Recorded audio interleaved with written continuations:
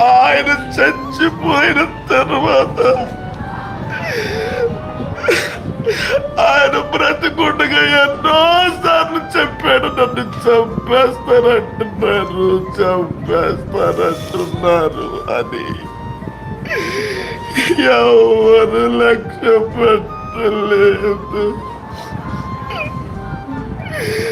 నేను చెప్పాను చంపేస్తానని, వార్నింగ్లు ఇస్తున్నారు అని.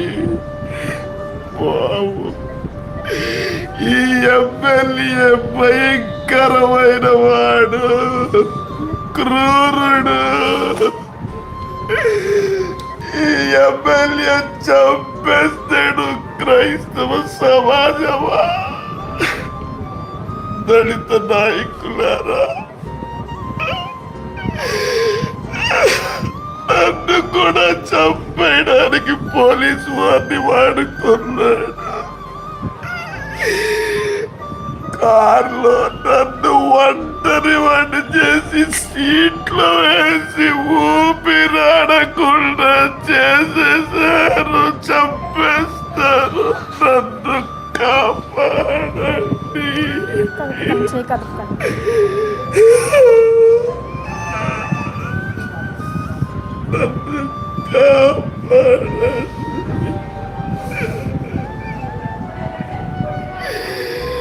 నన్ను చంపేయడానికి ప్లాన్ చేశారు. కాపాడండి.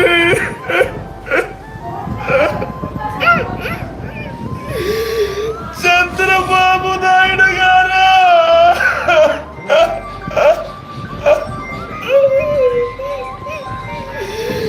లోకేష్ గారు,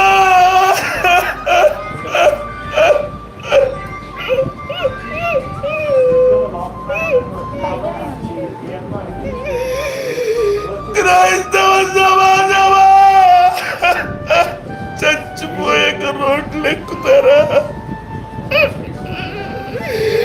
బ్రతికుండగా కాపాడుకోరా?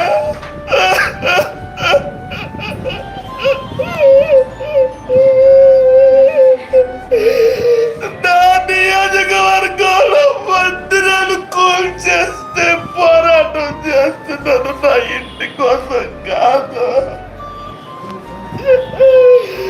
నా ఆస్తి కోసం కాదు.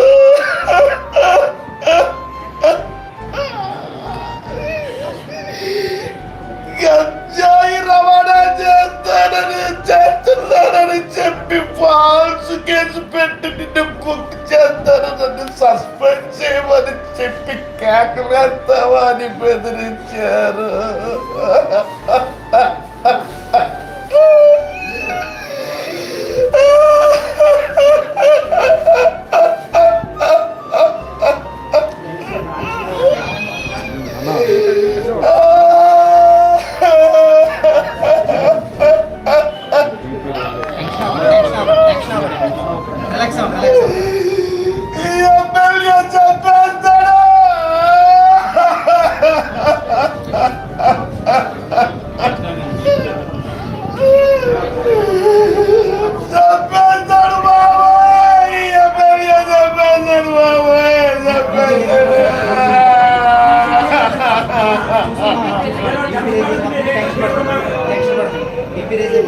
ఇప్పటివరకు మీరు చూశారు కదా, పాస్టర్ ఇస్మాయిల్ గారు ఉండి నియోజకవర్గంలో గత కొద్ది నెలలుగా జరుగుతున్నటువంటి అరాచకాన్ని మనమందరం చూస్తున్నాం.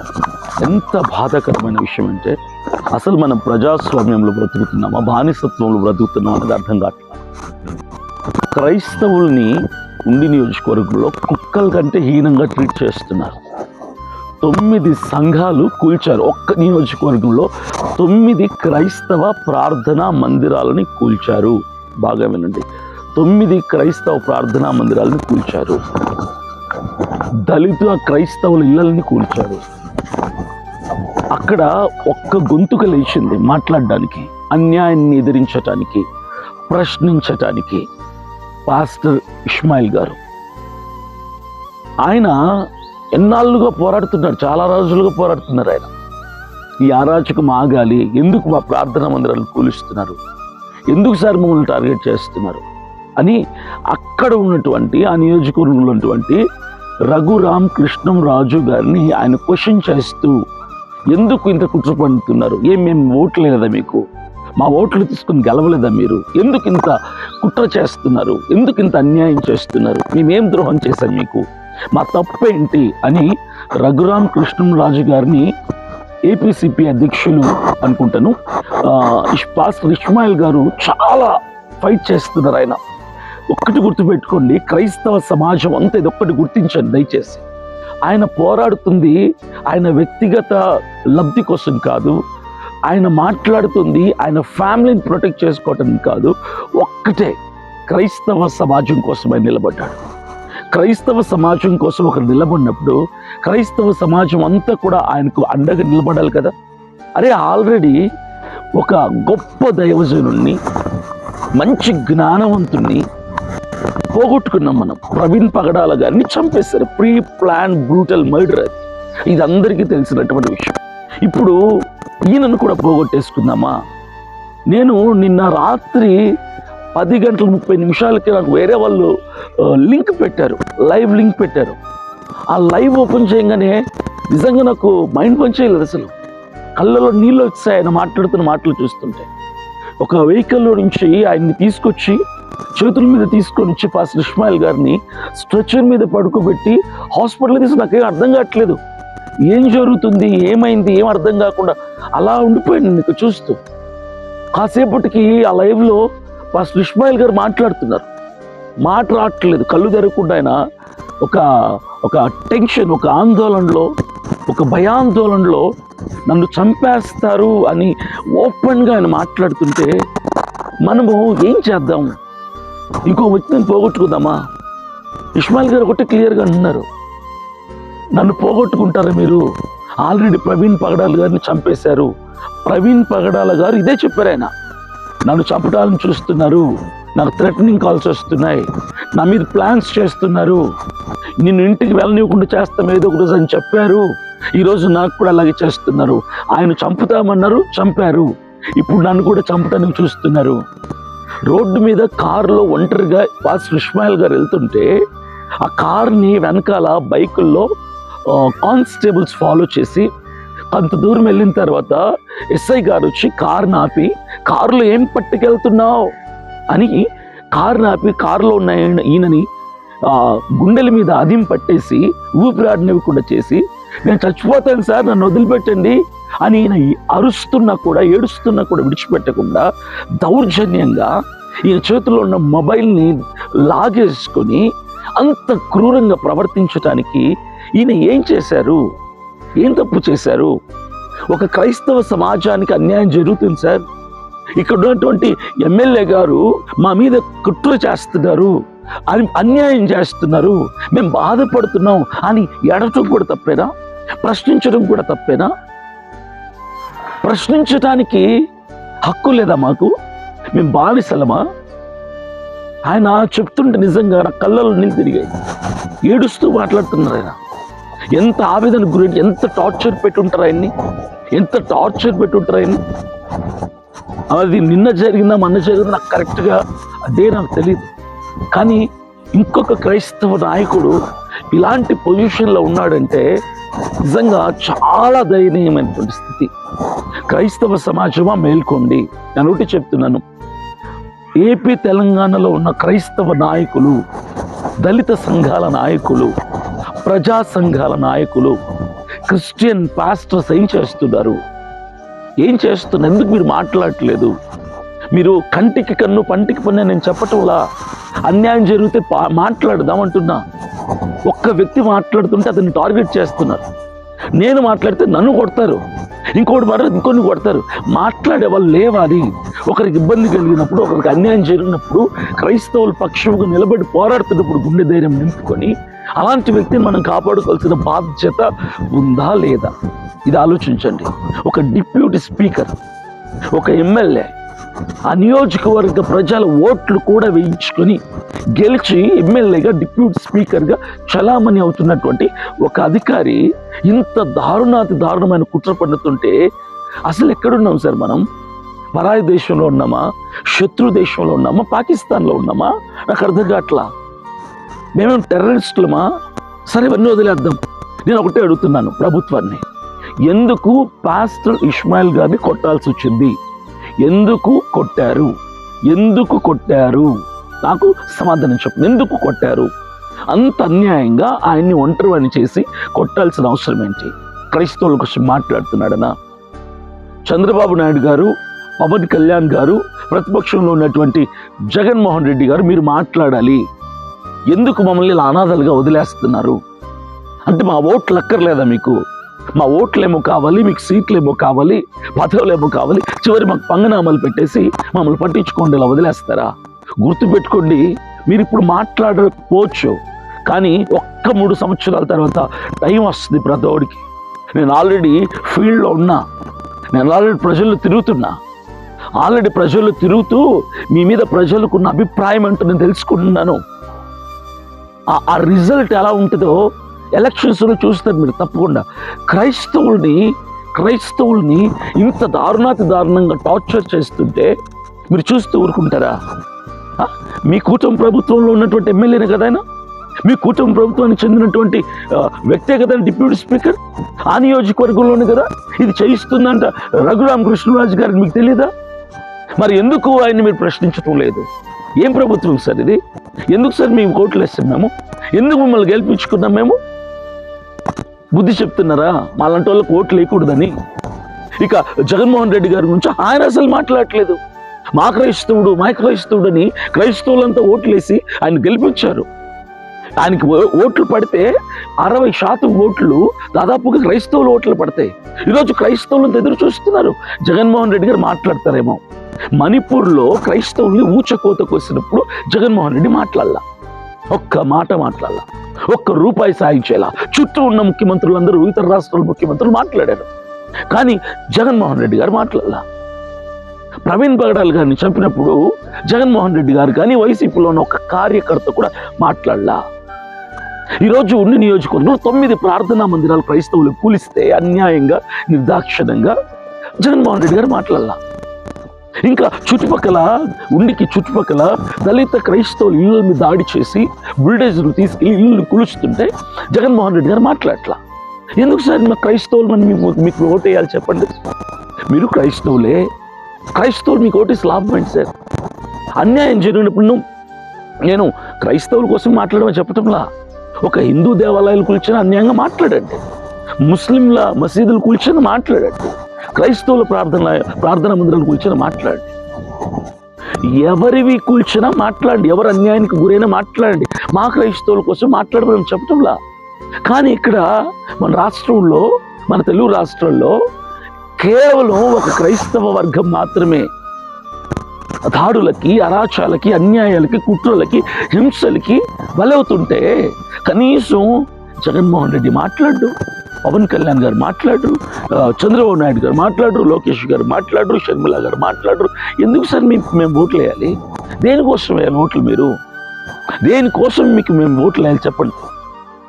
ఇంత కళ్ళ ముందుగా ఇదే పాస్టర్ ఇస్మాయిల్ గారు గతంలో నాకు తెలిసి ఒక 2 నెలల క్రితం ప్రార్థనా మందిరాలు కూలుస్తున్నారు, ప్రభుత్వం స్పందించట్లేదని చెప్పి ధర్నాకు, ర్యాలీకి పర్మిషన్ తీసుకుంటే పర్మిషన్ కూడా అక్కడ ఉన్నటువంటి ఎమ్మెల్యే రఘురామ కృష్ణరాజు గారు పర్మిషన్ రద్దు చేస్తే ఈయన సెల్ టవర్ ఎక్కాడు.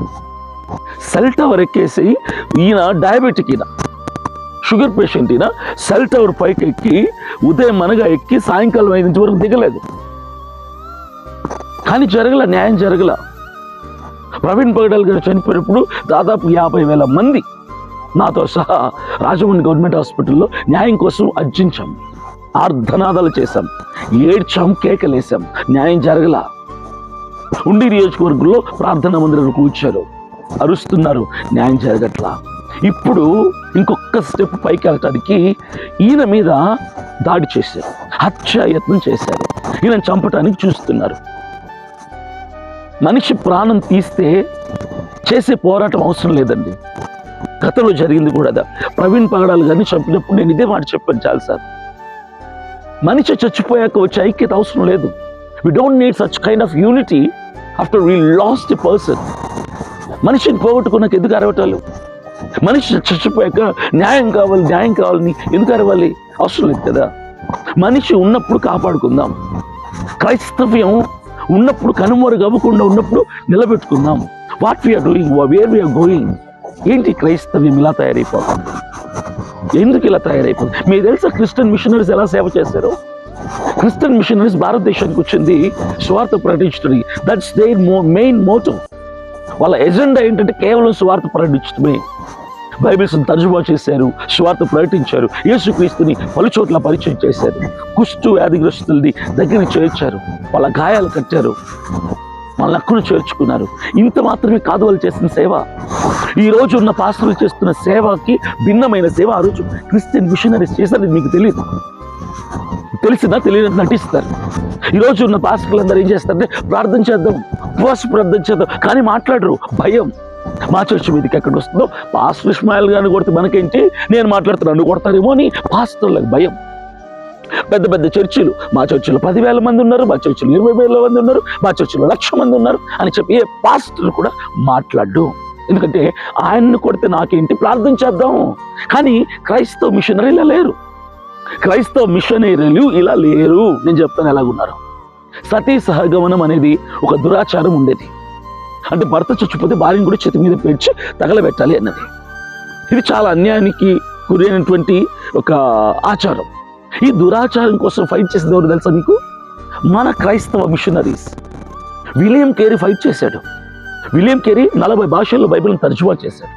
తన దేశాన్ని, కుటుంబాన్ని, ఆస్తుల్ని, అంతస్తుల్ని అన్నిటి విడిచిపెట్టుకొని త్యాగపూరితమైన మనసుతో భారతదేశానికి వచ్చి క్రైస్తవుడి చేతుల్లో బైబిల్ ఉందని దానికి కారణం విలియం కేరీ. స్వార్థ ప్రకటించడానికి వచ్చినటువంటి స్వార్థ సేవకుడు ఎందుకు ఒక దురాచారం జరుగుతుంటే అది కూడా హైందవ దురాచారాన్ని రద్దు చేయాలని ఎందుకు ఆయన పోరాడాడు? ఎందుకు ఆయన గలం విప్పాడు? ఎందుకు ఆయన గొంతుకు విప్పాడు? ఎందుకు ఆయన ఫైట్ చేయాల్సి వచ్చింది? ఎందుకు చేయాల్సి వచ్చింది ఆలోచించండి. స్వార్థికుడు కదా, ఎందుకు మాట్లాడాలి అన్యాయం కోసం? క్రీస్తు రక్తం ప్రవహిస్తే నీలో నిజంగా నువ్వు మాట్లాడతావు, నువ్వు ప్రశ్నిస్తావు, నువ్వు పోట్లాడాల్సిన పనిలా మాట్లాడు చాలు. ఇస్మాయిల్ గారు పోట్లాడట్లేదు ఎవరితో, మాట్లాడుతున్నాడు. ఆయన అన్యాయం జరుగుతుంటే మాకు న్యాయం చేయండి అంటున్నారు. అన్యాయంగా దురుసుగా ప్రవర్తిస్తున్న ఎస్ఐ గారిని సస్పెండ్ చేయండి అంటున్నారు. తప్పు కాదు, మనం రాజ్యాంగ హక్కులు మనకు ఉన్నాయి. We're not begging for our rights, that is our right.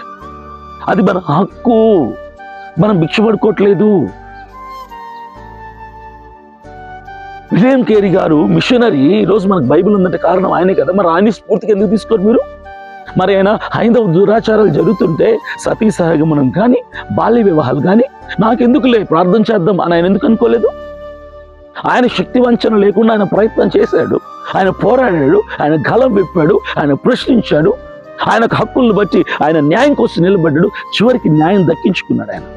ఒక సువార్థికుడు. ఒక్క సువార్థికుడు పేరు చెప్పండి ఈరోజు అలాంటి వాడుంటే. పక్క దురాచారం కాదు, పక్కన ఎక్కడో జరుగుతున్న అన్యాయం కాదు, అరే మన వర్గంలో జరుగుతున్న అన్యాయాన్ని కూడా ప్రశ్నించాలనేటువంటి దయనీయ స్థితిలో పెద్ద పెద్ద సంఘాలు పెట్టుకొని 1000 మంది విశ్వాసులు ఉన్నట్టు సేవ చేస్తున్న పాస్టర్లు మీరు ఒక సేవకులా? మీరు సేవకులా? నాకు తెలిసిన క్రైస్తవ మిషనరీలు ఎవరు కూడా మీకులాగా నోరు మూసుకొని ప్రార్థన చేద్దాం అలా చేయండి, ప్రార్థన చేయండి. మరి ఎందుకు మాట్లాడరు మీరు? మీరు స్వార్థపూరితమైన సేవ చేస్తున్నారు. మీరు వ్యక్తిగత లబ్ధి కోసం సేవ చేస్తున్నారు. ఇస్మాయిల్ గారిని కొడితే ఒక్క పాస్టర్ మాట్లాడతాడా? మీరు మాట్లాడరు సార్. ప్రవీణ్ పగడాల గారిని చంపినప్పుడు మాట్లాడని మీరు ఇప్పుడు ఎందుకు మాట్లాడతారు? మీరు మాట్లాడరు. మీరు చర్చిలో ప్రకటన చేస్తారేమో తెలుసా? పాస్టర్ ఇస్మాయిల్ గారి మీద దాడి జరిగింది, ప్రార్థన చేద్దాం, ప్రార్థన చేద్దాం. ఇది మీరు చేసేది. మరి క్రైస్తవ మిషనరీలు అన్యాయాలు జరిగినప్పుడు సువార్త కోసం వచ్చిన వాళ్ళు కూడా మీకంటే గొప్ప సువార్త చేశారు కదా. మాకెందుకులే ప్రార్థన చేద్దామని వాళ్ళు ఎందుకు అనుకోలేదంటే వాళ్ళకి తెలీదా? మీకే తెలుసా ప్రార్థన చేద్దామన్నమాట? ఓహో, భయాన్ని కవర్ చేసుకోవటానికి ప్రార్థన చేద్దామనే మాట వాడుతున్నారా? క్రైస్తవులందరూ పిచ్చోళ్ళగా వీళ్ళని నమ్ముతారు, ఈ పాస్టర్లని నమ్ముతారు. 1000 మంది సంఘాలు, 1,00,000 మంది సంఘాలు ఉన్న ఆ పాస్టర్లు నమ్ముతారు. మీరు మాత్రం అడగరు. సార్ క్రైస్తవుల మీద ఇన్ని దాడులు జరుగుతున్న ఒక్క మాట మీరు ఎందుకు మాట్లాడరు? మీరు ఎందుకు అడగరు ఈ పాస్టర్ని? మణిపూర్ విషయంలో అన్యాయం జరిగినప్పుడు క్రైస్తవులను ఊచకోత కోసినప్పుడు పాస్టర్ తల నరికి గుమ్మానికి వేలాడి తీసినప్పుడు ఎందుకు మాట్లాడలేదు మీరు అని మీ పాస్టర్ మీరు క్వశ్చన్ చేయరు. మీరు దశమ భాగాలు మాత్రం ఇస్తారు ఫుల్గా. ప్రవీణ్ పగడాల్ గారిని చంపినప్పుడు క్రైస్తవులంతా ఏకమై ఇతర రాష్ట్రాల్లో ఇతర దేశాల్లో ఉన్నటువంటి తెలుగు క్రైస్తవులు మాత్రమే కాదు, హైందవులు, అన్యులు, ముస్లింలు సహితం అన్యాయం కోసం నిలబడ్డారు వాళ్ళు. మరి పాస్టర్లని మీరు ఎందుకు మాట్లాడుతారని పెద్ద పెద్ద సంఘాలకు వెళ్తున్న విశ్వాసులు మీరు అడగరు, మీరు ప్రశ్నించరు.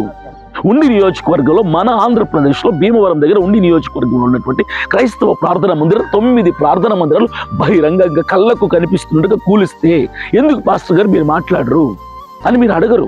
మీరు దశంభాగాలు, కానుకలు సమృద్ధిగా వేస్తారు, లక్షలు కోట్లు వాళ్ళకి సంపాదించి పెడతారు. మీరు మాట్లాడరు, మీరు మౌనంగా ఉంటారు. మీ పాస్టర్ గారు మాట్లాడరు, మీరు ఎందుకు మాట్లాడరు పాస్టర్ గారు మీరు అడగరు. మధ్యలో చెంచాగల లాంటి వాళ్ళు మేము మాట్లాడాలి. మేము మాట్లాడతాం, మమ్మల్ని కొట్టి మమ్మల్ని తీసుకెళ్లి జైల్లో వేసి మమ్మల్ని టార్చర్ చేసి మమ్మల్ని చంపితే కూడా మాట్లాడరు మీ పాస్టర్లు. మీరు అయ్యో పాపం అనుకుంటారు, అంతే వదిలేస్తారు మమ్మల్ని కూడా. ఈరోజు పాస్టర్ ఇస్మాయిల్ గారి పరిస్థితి అదే వ్యక్తిని చంపి ఉంటే ఈ రోజు కొంతమంది బయటకు వచ్చి మాట్లాడేవాళ్ళు, ఆ చంపలేదు కదా ఇంకా చంపాక చూద్దామని కొంతమంది సైలెంట్గా ఉంటారు.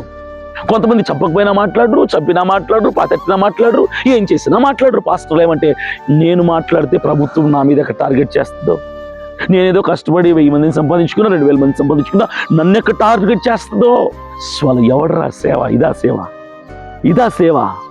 అన్యాయం జరుగుతుంటే నోరు విప్పలేని మీదొక సేవ, ఇదొక సేవనా? ఇది కాదు సేవా విధానం. ఇది కేవలం డబ్బు కోసం సేవని వ్యాపార రంగంగా మార్చారు. మీరు సేవను గుర్తుపెట్టుకోండి. దేవుడికి తెలుసు మీరు చేస్తుంది వ్యాపారం అని. మీ వ్యాపారం ఎక్కడ దెబ్బతింటుందో అని, అదే మీ చర్చ్ వ్యాపారాలు దెబ్బతింటాయని మీరు క్రైస్తవుల మీద జరుగుతున్న అరాచకాల మీద నోరు విప్పట్లేదని తెలుసు దేవుడికి. లెక్క అక్కడ చెప్పుకుంటారు. మీరు ఎందుకు నోరు విప్పటం లేదో దేవుడికి తెలుసు, మీకు కూడా తెలుసు. గుర్తుపెట్టుకోండి.